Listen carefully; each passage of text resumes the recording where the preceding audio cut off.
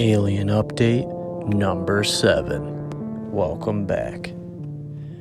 This episode, more government agencies confirm photos and video released last week are real.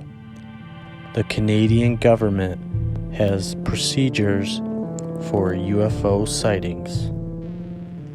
Russian cosmonauts believe, and more sightings. Let's get into it.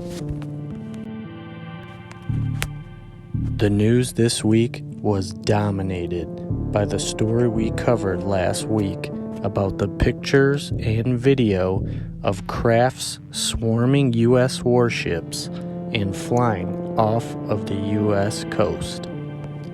Multiple government organizations have now admitted they are real. In a story from The Hill by James Birch, the whole timeline is recapped. So far, the Navy, Department of Defense, and the Pentagon have all confirmed their authenticity. The metal blimp or sphere was from March 4th, 2019. The pyramids are from May 2020. This is still one of the biggest UFO stories to date. Our next story is from Daniel Otis, writing for Vice. Canadian military documents UFO sightings.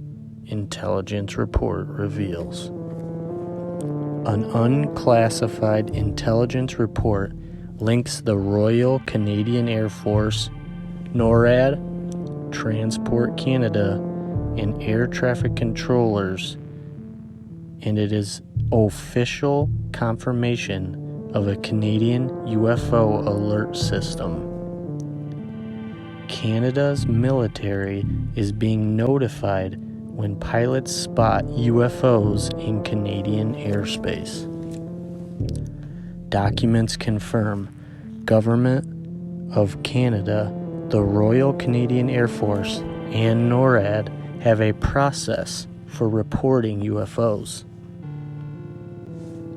The process reports are called SERVICE, which stands for Communication Instructions for Reporting Vital Intelligence Sightings. Transport Canada, or NAV Canada, is the primary investigative authority. They are a private company that operates radar and air traffic control centers in Canada.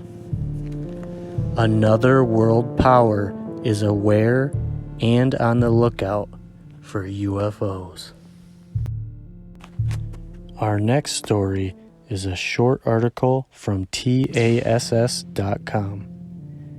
Head of Roscosmos Cosmonaut Squad, Oleg Kononenko, believes in aliens. He does not dismiss rumors of UFOs as nonsense, but he has not personally seen one himself. Our next story is from Nirmal Narayanan, writing for IB Times. UFO encounter, 55 years since the most intriguing flying saucer event happened in Australia. In Melbourne, Australia, in 1966, 300 children and staff at Westall High School witnessed a flying saucer. The ship was spherical and the size of a car. It hovered near power lines. 5 airplanes surrounded and approached the vehicle as it easily evaded all their attempts at interception.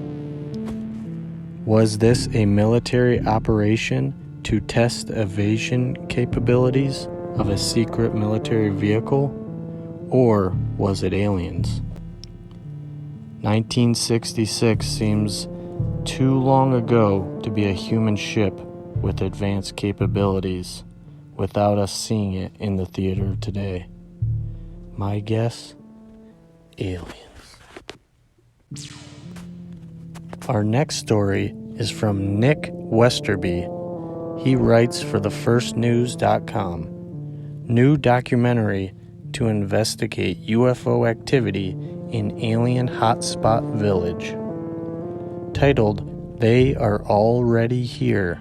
The film focuses on Wylatoa, Poland. Between 2000 and 2006, there were sightings and crop circles.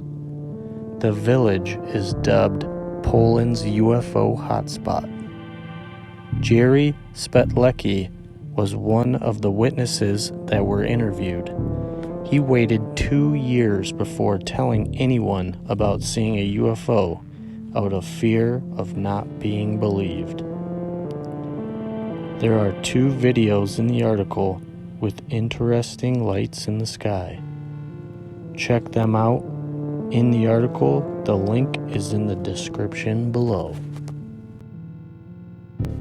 Our next article is from Charlotte Edwards, writing for The Sun. Top UFO sighting spots in the UK, including small Scottish town that gets 300 visits a year.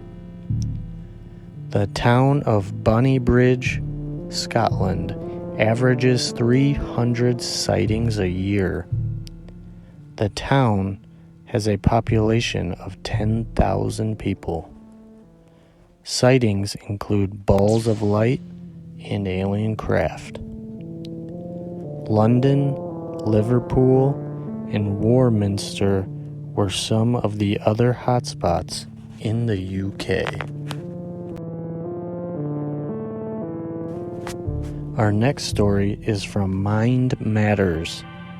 SETI director warns those aliens could be malevolent.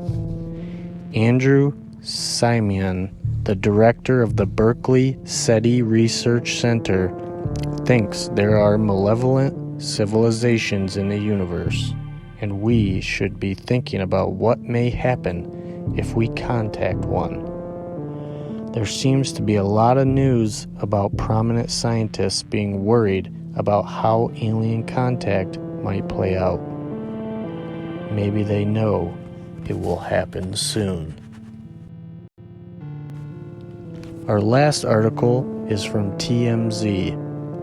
Ancient Alien Star. If those UFOs are from outer space, aliens are way ahead of us. Michio Kaku was referring to the pictures and video we covered last episode. He thinks if they are aliens, then they are way more advanced than us. We are woefully underprepared. But he thinks if the aliens wanted to take over and kill us all, they would have done it already. That's it for this episode. As always, the links to the articles are in the description below. If you've had a UFO experience and would like to be interviewed for the show, email us at alienupdateyt@gmail.com. Tune in to the next episode and let's find the truth together.